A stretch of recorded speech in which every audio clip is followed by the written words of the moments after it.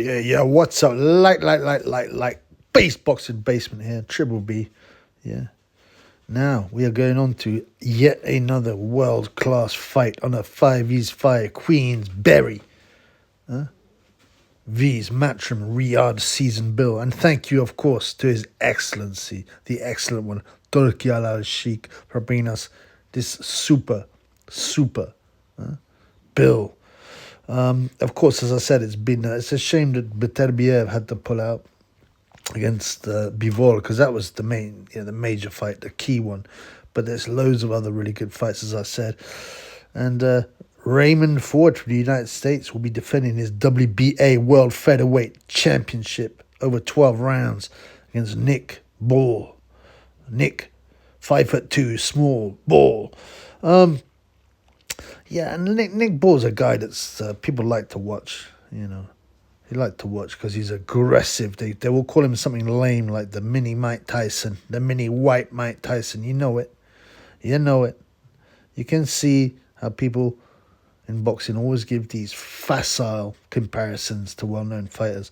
But Nick Ball's is a short, very stocky, muscular guy. He can punch.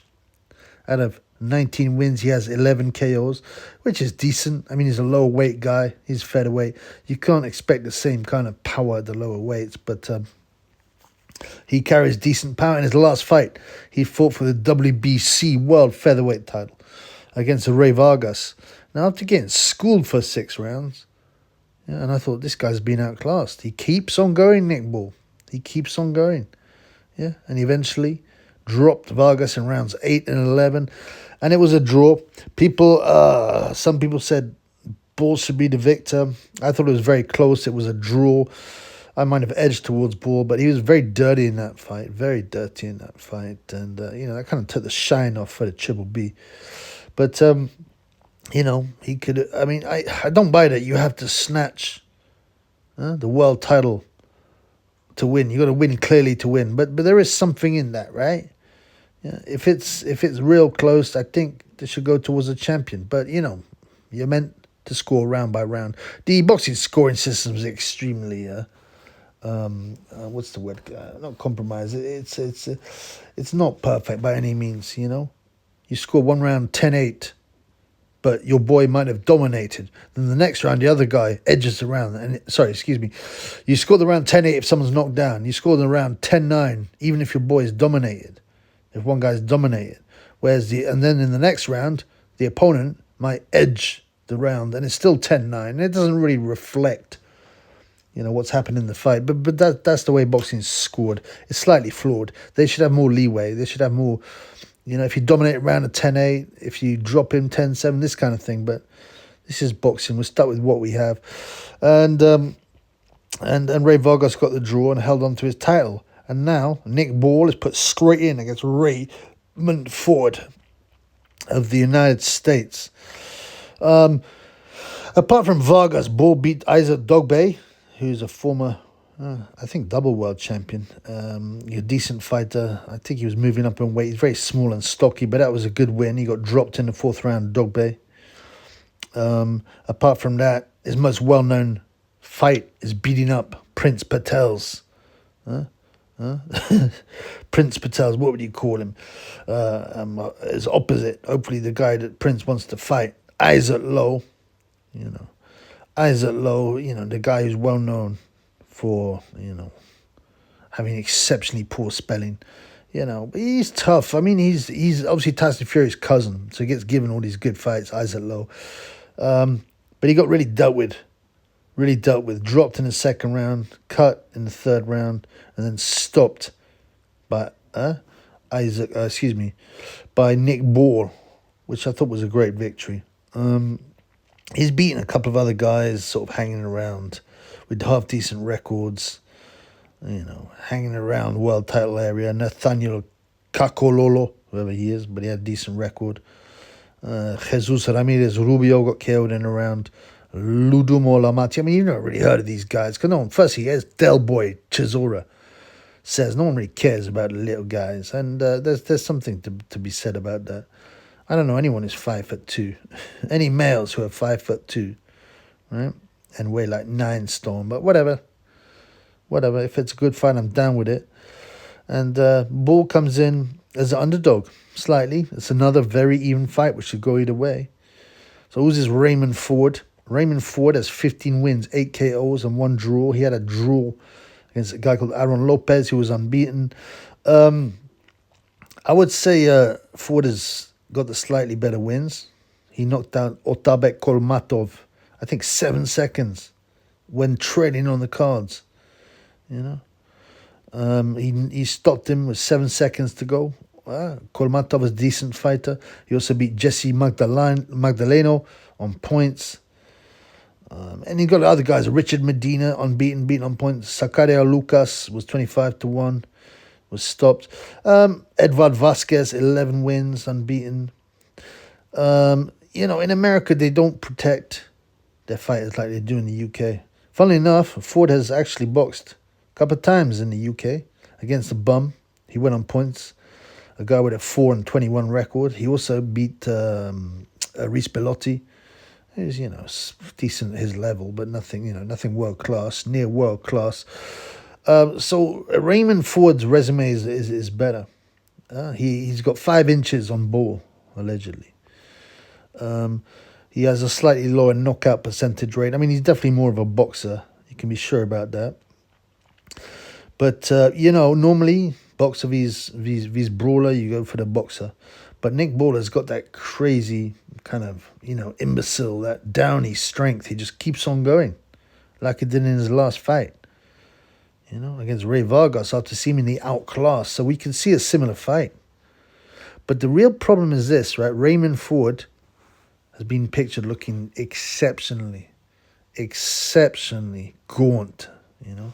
Some people think he hasn't done the weight right. He's wearing dark glasses. His cheekbones are really high. Check it out. And a lot of people think, well, he's struggling in the weight. And if he's struggling in the weight, a guy like Bull, who's relentless, who keeps on coming, who puts on the pressure and seemingly has an engine that can go on solidly for 12 rounds. You know, Nick Bull's the kind of guy who you don't want to be facing when you're weight drained. You know what I'm saying? Because he's on you at all times. I don't know how good Raymond Ford's chin is again. Anyone can get clocked. And you're a US fighter, and you have decent level as an amateur, and you know they don't get mollycoddled like I said. The US prospects like the British prospects do. You know, they don't have like 10 fights of fighting utter bums. You know, they fight guys with better records, and definitely Ford has the better record, especially his last win. Having said that, if it had gone the distance, he probably would have lost, but it didn't, and he got the win. The real worry here is the weight. How, you know, if Raymond's looking so gaunt, right? He's got 36 hours to rehydrate. I don't know what the situation is with IVs in Saudi, but you know, he'll have 36 hours to rehydrate. You know, and then he'll probably put on like 20. Well, not that much at this weight, you know, but he'll probably put on 10, possibly 14 pounds, who knows. But Ball's more comfortable at the weight. You can be sure of that.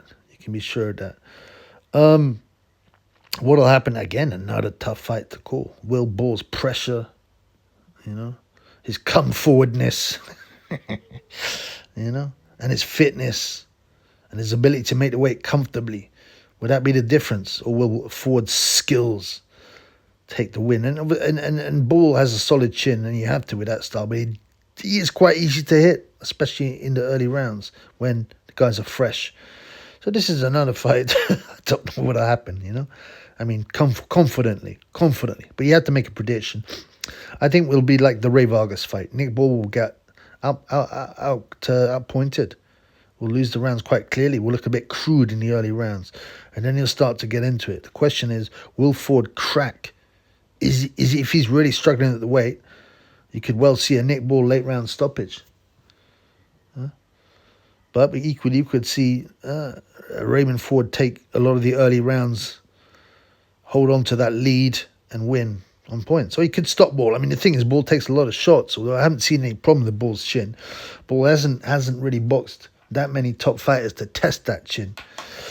So, I mean, Raymond Ford is a slight favorite, but again, I'm worried about his weight. You know, I'm going to go for this. It's a flick of the coin, right? I'm going for Nick Ball, right? I'm going to go for Raymond Ford to have really struggled at the weight. After taking the early rounds, Nick Ball starts to grind him down and stops him 10, 11, 12, something like that. It's not a confident pick. I don't think I put any money on it, you know. There's all kinds of outcomes here. Ford could pick apart Ball and then stop him on cuts or maybe, you know, drop him. Who knows? We have to wait to see how Ford looks at the weigh-in. And I think that the weigh-in that they're doing, they're not doing, and I hate this, right? They started to do this quite a lot, the ceremonial weigh-in, which is where you don't see the real weigh-in. You don't see what weight they weigh in properly at. They've already weighed in behind the scenes. I hate this, man. It's a UFC thing. And then they do the ceremonial weigh-in when they've already hydrated a bit and they're different and they can come in wearing like shorts. You don't see the real weigh-in. I think this is a rip-off of the funds. I think we need to see the real weigh-in so we can see what shape they really look in, how dehydrated they are. So we won't see the real weigh-in, which is a shame. We might be able to find some pictures, but as far as I understand, they're not televising it. The weigh-in will be at 9, and I'm pretty sure it'll be a ceremonial weigh-in because it's at 9, right? Yeah, because that's usually they do it 36 hours before the main event or before the event starts. It's around 36 hours usually. So anyway, regardless, I'm going to go for Nick Ball to go really push, you know, go for the win and to put everything in for the win, especially after he came so close. Raymond Ford to look good in the early rounds, but then start wilting because he's struggled with the weight and get stopped late. But it could be a Ball points. So, yeah, I mean, that's a prediction. It's a flip of a coin, really. But yet another good fight, man. And I like Nick Ball. I don't think his career will last long, you know. They need to push him now. This is good they pushed him into that fight because he won't last long with that style. No one does. No one ever lasts long with that style, that come-forward style. And he takes too many shots. But, you know, it could be like one of those popular fighters that wins the world title, maybe has a couple of exciting defenses and then gets beat. I'm thinking like a Paul Hodgkinson type, that kind of fighter. But yeah, again, I look forward to the fight, man. This is a great bill. Peace in the Middle East.